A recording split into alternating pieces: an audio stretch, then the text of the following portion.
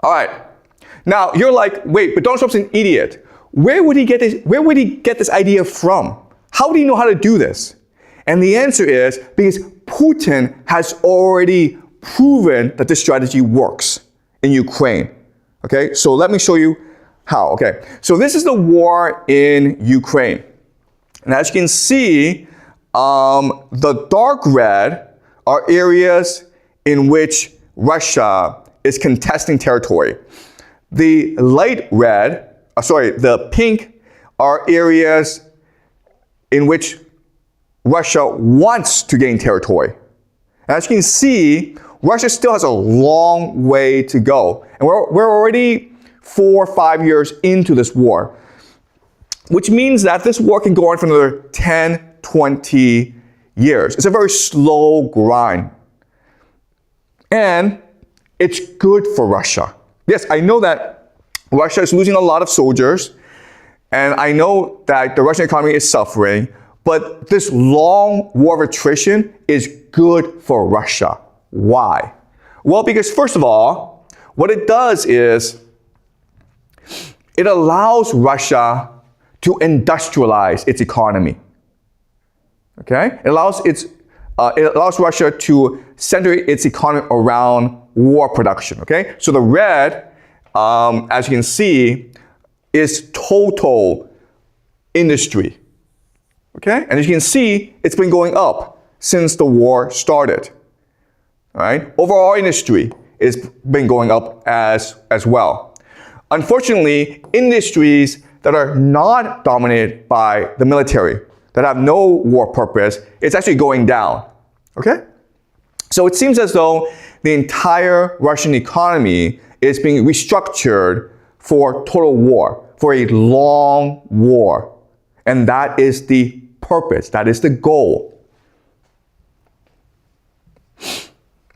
Okay, so again, the pink are military industries.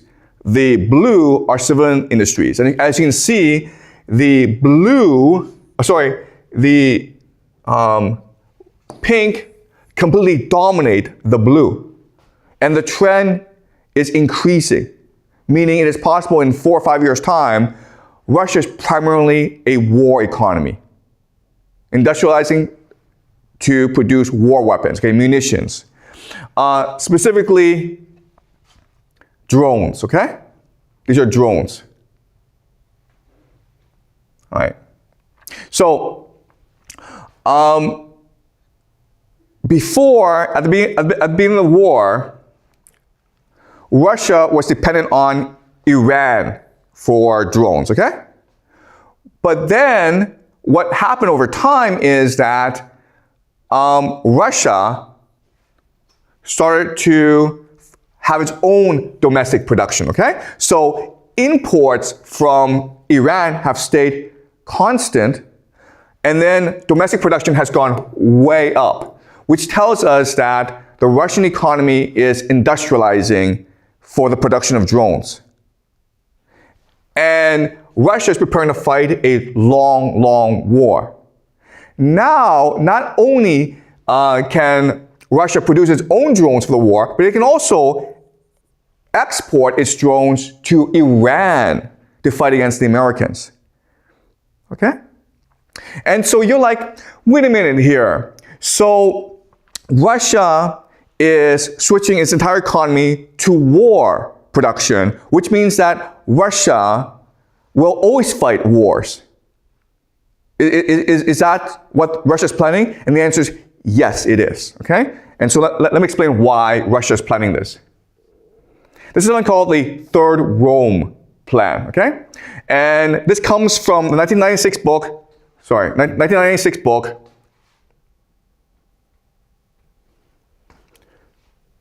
Foundations of Geopolitics, okay, by Alexander Dugin, who I think is one of the smartest geopolitical thinkers alive today, okay? And his argument is this. His argument is this unipolar moment of American dominance, it's going to fade away because it's too much focus on secularism, individualism, liberalism. And these ideas break apart community. these ideas are anti-human. So eventually, Western society, Western civilization will collapse because its values are abhorrent. And when it collapses, this gives opportunity for Moscow to become the third Rome, okay? We'll talk more about this in the future. But what's brilliant about Dugin is he recognizes that when the world collapses, all Russia has to do is stay stable and resilient. As long as it stays together, unified, cohesive, it'll be fine. Okay? Because as this global order collapses, as the global economy collapses, every other society will face eternal collapse, such as the United States, okay? So he predicts civil war in the United States as left and right go to war against each other, okay? He predicts collapse of China. He predicts collapse of the Middle East. He predicts collapse of Europe, okay? So all these places are collapsing. Basically, if you are the main pillar of the global economy, you are much more susceptible to collapse than if you are not, okay? So what Dugin says is this, okay, all right. So the strategy is, first of all, Russia needs to stay coherent. It needs to defend its territory. It needs to unify its people through nationalism, through religion, okay, through faith. And then what Russia needs to do is figure out allies that would support the Russian outlook. And these allies could include Japan, okay? Vietnam, India, Iran, okay? And then by combining their forces, they become a trading bloc onto themselves. This is an age of nuclear weapons. You don't want to go to war against each other. But this is also an age of collapse. So as long as you're able to stay coherent, as long as you're able to defend your borders, then you'll come out ahead, okay?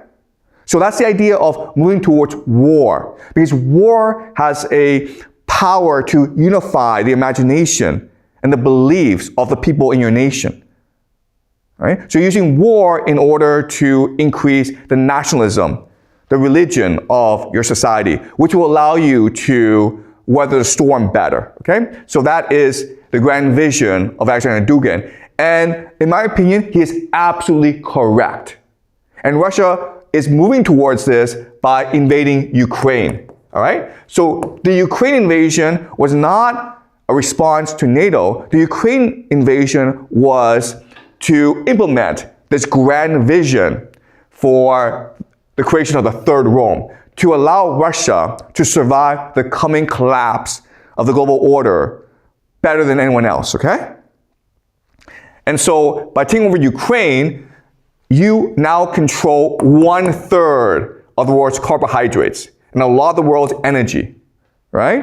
Once you control Ukraine and the Black Sea, you are now able to export your energy and your food to Africa, to the Middle East, to Europe, to Asia, okay? So that's the grand vision for Russia.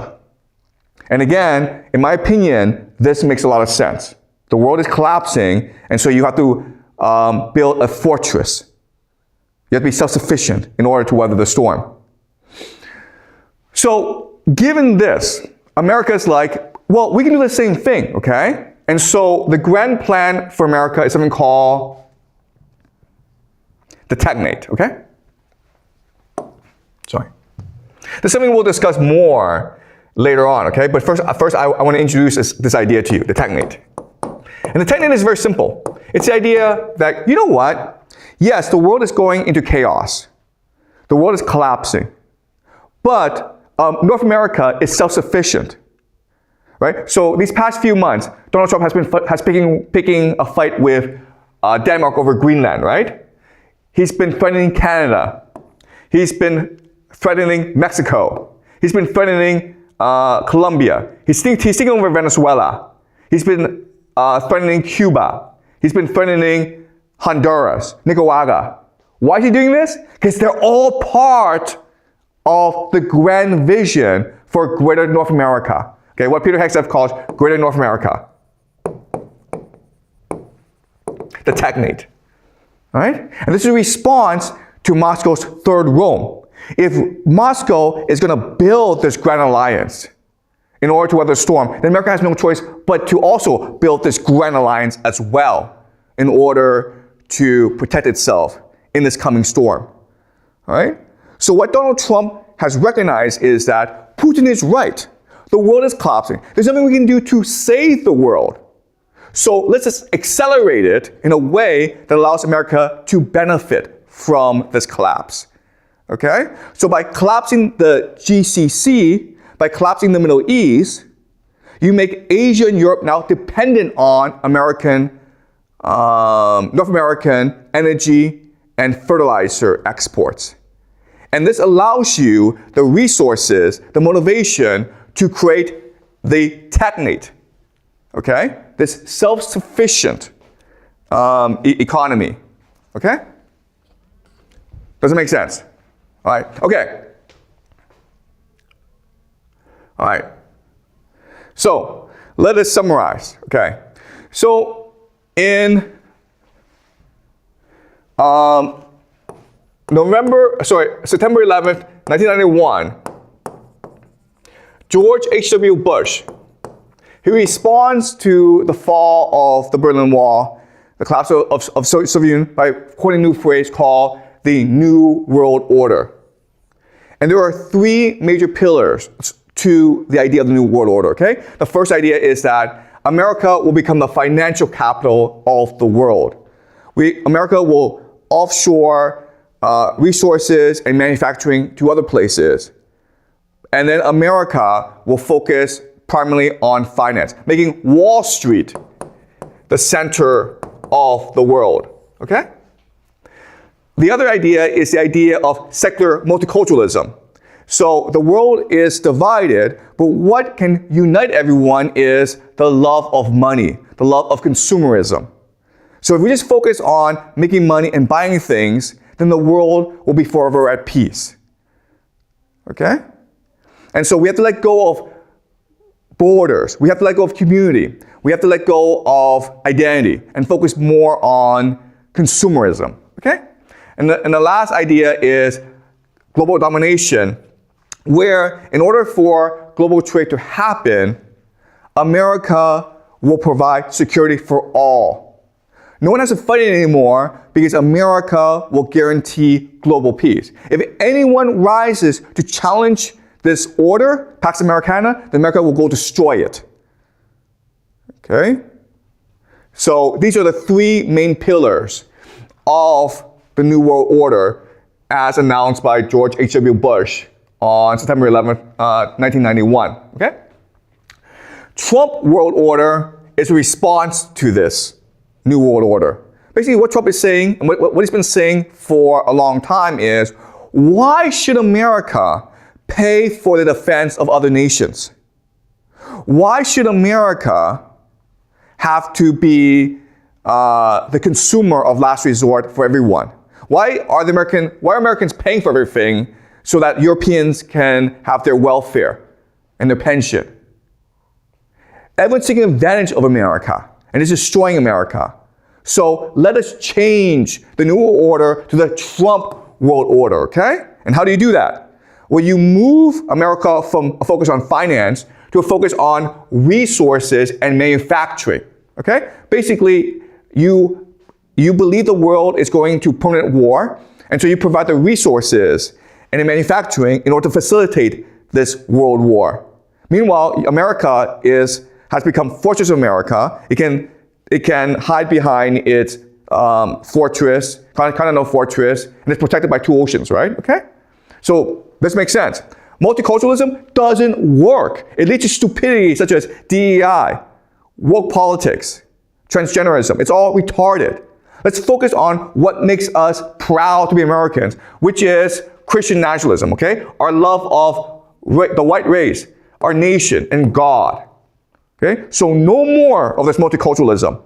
No more immigration. No more open borders. No more Democratic Party. Let's just focus on being Christian nationalists. Okay? Love the United States, love of Christianity, love of the white race. And the last idea is, why should America pay to protect the world? Screw Pax Americana, let's just do MAGA, okay? What is MAGA? MAGA is national rejuvenation. Let's make America great again by rebuilding America's manufacturing industry, by exploiting the infinite resources that God has given America in order to make sure every American has a decent life, okay? All right? So again, I understand Trump is an idiot. Trump has launched America into this stupid war in the Middle East. Trump has pissed off NATO. Trump has pissed off all of America's allies. So he's a retard. But if the goal was to destroy the American empire, destroy the global economy, and rebuild America for the benefit of Americans, then Trump is a genius. And he may go down in history as America's greatest president. Okay? All right. Any questions?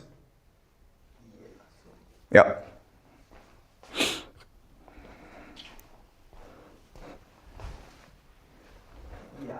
My first question is, you mentioned that the Donald Trump or like Putin, they think that the world, like the whole system will collapse inevitable, but like why? Like if this Ukraine war doesn't happen, or if this Iran war won't happen, how will the world economy collapse? Like, okay, that's a really good question. Okay, so both Putin and Trump know that the world will collapse, and the question is, how do they know this? And the answer is because it's so obvious. Okay, so for the longest time, America started, what America did was, it basically, after World War II, it lent money to Europe and Japan so that Europe and Japan can buy manufactured goods from America, okay? And this is good for America because it created a lot of jobs and Americans were productive. But then over time, Americans became very lazy. And so they made the Europeans and the Japanese do the work, specifically Germany. And then America started to be the consumer, okay? So then America started to spend more money than it made, okay? Before, it made more money than it spent and lent this money to Europe and Japan. But then over time, this reversed itself, okay? And then what happened was that America started to shift its manufacturing to China. And so China is like, let me do all the work for you, America, and I'll do it for really cheaply, and I'll borrow money from you. I'll lend you the money to do it, okay? So what's happening is that America is becoming lazy, in debt, and corrupt, okay? Because the entire world was basically working for America for very little money. So Americans didn't really have to work. And this led to massive inequality in America, which led to political corruption, which led to an oligarchy, okay? So don't think of America as a democracy, think of it as an oligarchy. And so when that happens, when only a few people benefit from the system, then the American people get really pissed. And so they elected Donald Trump, okay? And why did Donald Trump get elected? Because he understood intuitively this system does not work. It cannot hold. It cannot be stable for too long. It's going to collapse eventually, okay? The question then is, when will it collapse and who will benefit from the collapse? And Donald Trump's like, okay, then let's control the collapse so that my friends and I can benefit the most from this collapse, okay? And Donald Trump has two sets of friends. The first are the Christians, okay? Christian evangelicals, basically the fanatics who support Israel, as well as the AI, Silicon Valley. right? So we learned about the idea of elite overproduction, okay? But the idea is that as a society collapses, declines, the elites start to compete against themselves for resources. And so right now, the elite are the finance people, and the new elite, okay, the counter elites, are the AI people, okay? Artificial intelligence. And it's something we'll discuss later on. Okay, but I introduced you to the idea. But basically, the idea is that America is a house of cards. It's a Ponzi scheme. It's corrupt. It's unequal. It's lazy. It's in decline. So it's going to fall apart sooner or later. Okay? But the question then is like, how do you manage this decline? How do you control this decline in a way that allows you and your friends to benefit the most? Okay? And that's why Donald Trump started this war in the Middle East. Because by starting this war in the Middle East, you're extending the process of decline in America, and therefore you're able to help transform America from an economy that's based on finance to one that's based on resource exploitation and then manufacturing. Okay, does that make sense? All right, any more questions?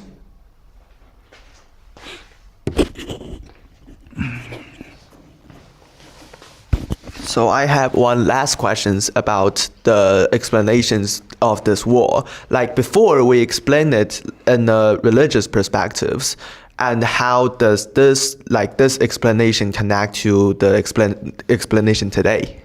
Okay, all right, yeah, that's a really good question. Okay, so the thing to understand about war is that there are different factors at play. Okay, so before we went into the eschatological factor. All right, now explain to you the geopolitical or the economic, okay? But there's also the historical or hubris, right? And what you need to recognize about history is that often all three things converge together, okay? Because what is religion? Religion is a memory, a long-lost memory of our ancient past, told through myths and stories.